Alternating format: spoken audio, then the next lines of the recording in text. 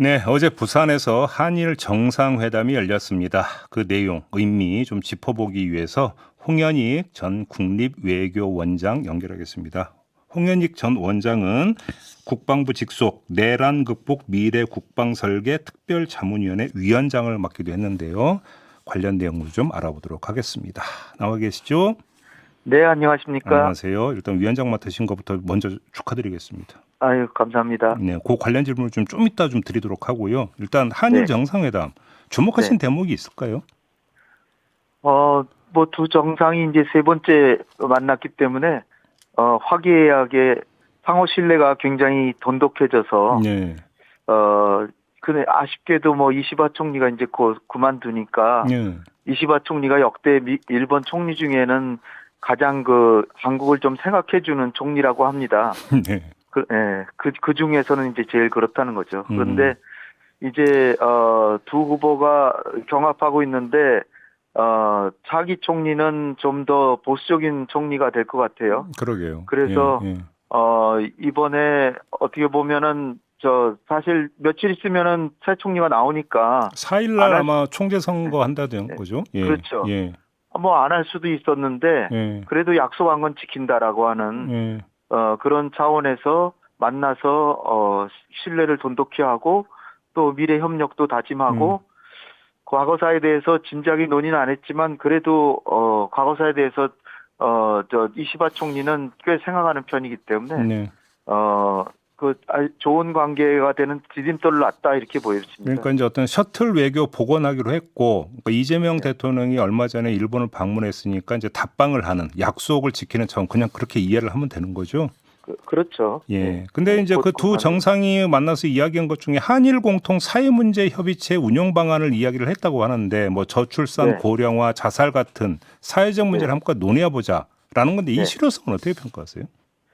이게 이제 우리가 그 문화도 비슷하고 뭐 이웃 나라인데다가 서로 간에 협의하면 서로 도와줄 수 있는 그 경험을 공유함으로써 어떻게 보면 시행착오를 줄이고 네. 그런 것을 협의한다는 건데 지금 말씀하신 것처럼 양국이 뭐 닥치는 문제가 비슷한 게 저출산, 고령화, 국토 균형 성장, 네. 농업 방제, 자살 대책 뭐 등등 굉장히 많거든요. 네네.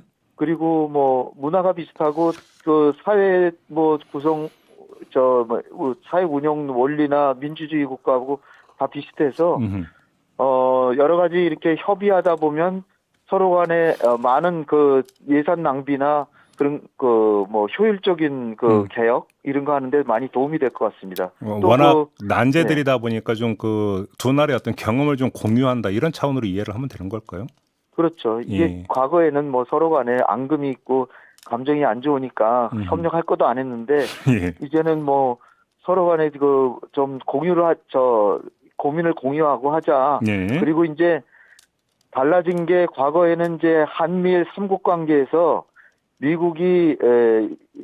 미국과 일본이 가깝게 지내면서 일본이 한국을 한미 간에 약간 이간질하고 이런 경우가 네, 있었거든요. 예, 과거에 예, 아베 총리 같은 경우에. 예. 예. 근데 이제 그게 아니라 오히려 트럼프 대통령이 너무 그냥 막 나가니까 음.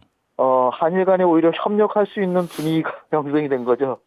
그래서 한일 간의 이 관세 문제만 해도 좀 협력하면은 서로 간에 노하우도 가지고 음. 트럼프 대통령이라는 공통의 어떤 장벽을 어떻게 돌파해 나가냐 음.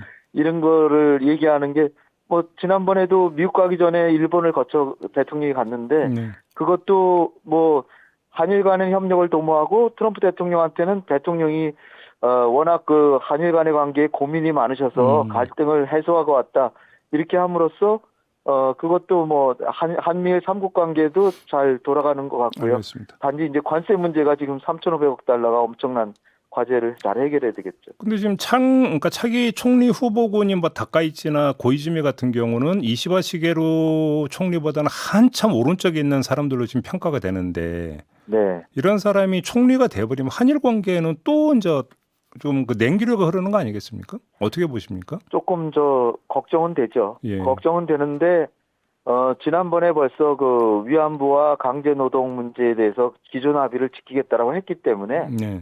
새 총리가 등장하더라도 그 사람도 이 한국에게 기본적으로 바라는 게 그거기 때문에 자꾸 과거사 문제로 일부러 들춰서 잘 나가는 관계를 나쁘게 하지 말자는 게 일본의 우파들도 그렇게 생각을 하기 때문에 제가 보기에는 큰 문제는 없으리라고 봅니다. 근데 저희도 예. 좀 전해드렸는데 다카이치 같은 경우는 며칠 전에 지금 다케시마의 날이라고 있잖아요. 시마네현에서 네. 하는 거. 거기에 네. 지금 정부 대표로 차관급이 아니라 장관급으로 격상해서 보내야 된다 이런 주장을 했던데 보니까 오히려. 이제 자기 총리가 되려고 이제 그런 수를 쓰는 건데 어쨌든 지금 우리 대통령실이나 예. 대통령도 과거와 달리 일본과의 관계를 중요시하고 있고 지금 제가 보기에는 총리가 되기 위해서 조금 우파 행보를 더 하는데 일부러. 예, 그래야 자기 표가 더 나오니까 예. 트럼프가 이민 문제에 강경하게 하는 것도 다 그런 네. 국내적인 정치적인 구도에서 하는 거라고 봅니다. 그러니까 지금 둘 중에 누가 되더라도 네. 제가 보기에는 국제 상황이나 한일 간의 협력이 지금 굉장히 필요한 상황이고 그리고 대통령이 지금 생각이 한일 관계가 중시하는 게 과거보다 훨씬 더 중시하고 있으니까 큰 문제는 안 되리라고 봅니다. 알겠습니다. 좀 통일부로 가겠는데요. 네. 정동영 장관이 북한을 가리켜서 미국을 타격할 수 있는 3대 국가 가운데 하나라고 언급을 했어요. 이걸 네. 또 그 보수 쪽에서는 문제 제기를 하던데 어떻게 평가를 하십니까, 원장님은? 글쎄 이게 사실인데 말하기 불편한 사실을 얘기한 건데요. 네.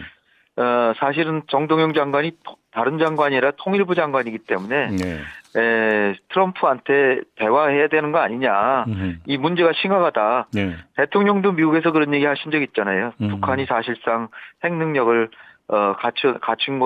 갖추고 자칫하다가 그냥 내버려 두면 방관하면 핵무기가 계속 늘어나서 나중엔 수출할 수도 있다. 이게 미국의 문제 아니냐. 그러니까 결국은 이런 말하는 취지는 트럼프 대통령이 만나라라고 하는 것 같은데 지금 트럼프 대통령이 간밤에 또 얘기를 했더라고요. 전제 조건 없이 대화에 열려 있다. 네. 예, 그러니까 어떻게 보면은 이 통일부 장관이기 때문에 하는 얘기 같고요. 네. 근데 우리 정부는 지금 비핵화 입장을 바꾸고 있지 않거든요. 네. 그리고 일전에 며칠 전에 유엔 총회에서 한미일 3국 외무장관 만났는데 거기서도 북한의 완전한 비핵화를 우린 추구한다라고 합의했고요. 네. 단지 이제 우리 외교부에서는 그거를 북한의 비핵화가 아니라 한반도 비핵화라고 이제 말만 좀 바꿔서 얘기는 했습니다. 그렇지만 어쨌든 한미일 3국이 한반도 비핵화는 분명히 하는데 이 정 장관의 말씀은 트럼프 대통령을 겨냥해서 이 북한 문제 좀 심각하게 다뤄야 되는 거 아니냐 이런 거를 촉구하는 메시지 아닌가 저는 그렇게 봅니다. 아무튼 3대 국가 가운데 하나인 건 맞습니까? 사실 그렇죠. 다른 나라가 3대 국가가 아니죠. 중국이 있잖아요. 네. 러시아, 중국. 그다음에 근데 이제 프랑스나 영국은 우방국이니까 빼고 이란은 핵보유국이 아니고요. 이스라엘도 미국하고 우방이니까 사실상 미국을 위협하는 3대 핵보유국이라고 봐야죠. 미국을 위협하는 3대 핵보유국. 알겠습니다. 예. 통일부가 지금 탈북민이라는 명칭 변경을 시도하고 있는데 이건 어떻게 평가하세요? 이게 다 이제 탈북민들 잘 모시려고 하는 대우하려고 하는 그런 취지에서 나온 거라고 저는 생각합니다. 예. 그냥 가만 놔둬도 되는데 굳이 이름을 바꾼다고 하는 거는 그분들이 혹시 불편해하지 않나. 그분들에 대한 일부 한국 사회에서의 우리와 좀 달리 보는 네. 그런 거에 대해서 그런데 그분들을 지칭하는 명칭은 필요한데 탈북민이라는 게 탈자를 북한 출신 분들이 싫어한다라고 하는 취지에서 탈자를 빼고 탈이라는 건 어떻게 보면 좀 소극적이거나 부정적인 메시지잖아요. 어디를 벗어난다는 거니까. 그거를 그냥 북쪽의 고향을 가진 북향민 이렇게 하는 건 북향민은 저는 이렇게 어감은 좋은 것 같은데 요는 이제 그분들이 과연 제일 중요한 건 그분들이 좋아하느냐 그게 문제겠죠. 그 지금 보도를 보면은 그 관련 여론조사를 가지고 일부 탈북민들이 반발을 한다는데 이거는 명칭 변경에 반발을 하는 게 아니라 여론조사 이제 방법이 뭐 개인정보 유출 얘기 뭐 좀 있어갖고 이걸 반발하는 건가요, 그러면? 그렇게 보입니다. 그러니까 통일부가 자기들이 가진 데이터베이스가 있다고 해서 네. 그거를 갖다가 프라이버시를 침해하면 안 되는데 자칫하다가 자기들의 신원이 노출이 되고 그러면은 북한의 가족들도 있고 뭐 그런데 그분들에게 피해가 되지는 않을까. 네. 자기 자신도 신변 안전이나 이런 거에 있어서 자기 개인적인 그 사생활을 지키고 싶은데 이거를 한 집단으로 분류를 해서 네. 그분들에 대해서 여론조사를 했다니까 자기가 신원이 노출된 것 같아서 거기에 대해서 이제 반발하는 게 아닌가 이렇게 싶은데 조금 더 유의를 좀 조심하는 게 좋지 않을까 보입니다. 알겠습니다. 네, 네. 국방부 직속 자문기구인 내란 극복 미래 국방 설계 특별 자문위원회가 어제 출범을 했습니다. 지금 네. 원장님이 위원장을 맡으셨는데요. 자, 네. 일단 궁금한 게 내란 극복 방안을 이 위원회에서 논의를 하게 되는 건가요? 내란 극복이라기보다 헌법적 가치를 군이 존중해야 된다는 것이 조금 부족하지 않았나 싶어서 네. 헌법 가치를 좀 더 정착시키기 위해서 교육도 좀 강화하고 어떻게 민주주의 교육 같은 걸 좀 해야 된다. 그리고 군이 정치적 중립을 하기 위해서는 어떻게 되나. 그래서 방첩사 개혁도 하고요. 네. 그런 방안을 일단은 지금 우리 그 나라가 지금 처한 당면한 문제니까 군이 군다운 진짜로 국방에만 전념하는 군을 만들고 첨단 강군을 만들기 위해서 어떻게 정해야 하느냐. 그리고 이제 지금 이제 이번 정부에서 목표로 중에 하나로 삼고 있는 전자권 전환을 어떻게 한미 동맹을 잘 유지하고 그러면서 우리가 이제 자주 국방력을 증가해서 국방엔 차질을 얻고 그런 방향에서 어떻게 전자권 전환을 하느냐. 그러기 위해서 이제 확장 억지는 조금 더 강화하는 방안이 또 뭔가 이런 것들을 이제 연구해 보려는 겁니다. 그러면 지금 교육은 말씀하셨으니까 일반 사병에 대한 정원 교육은 일단 둘째 치고요. 네. 육사 생도를 상대로 하는 민주주의 교육이나 군의 정치적 중립성 교육이 지금 충분하다고 생각하십니까?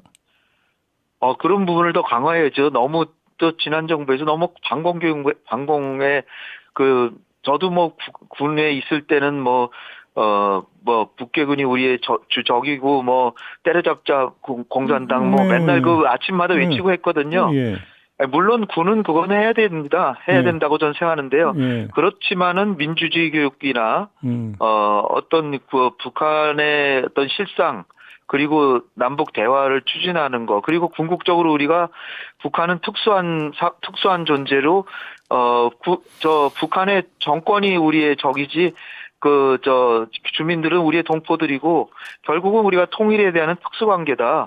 이런 교육도 해야 되고 그러니까 어떻게 보면 객관적이고 민주주의적이고 군이 본연의 임무를 지키고 이런 교육이 필요하기 때문에 그런 교육을 어떻게 해야 되냐. 알겠습니다. 근데 이거는 어떻게 보세요? 지금 그 내란 특검이 물론 외환 혐의 수사는 하고 있는데 특검도 좀 한계가 있을 것이다. 이 외환 혐의에 대해서는 국방부가 전면적으로 조사를 해야 되는데 좀 미온적이다 이런 지적들이 좀 있었는데 혹시 관련 논의도 이 위원회에서 이루어질 수 있을까요?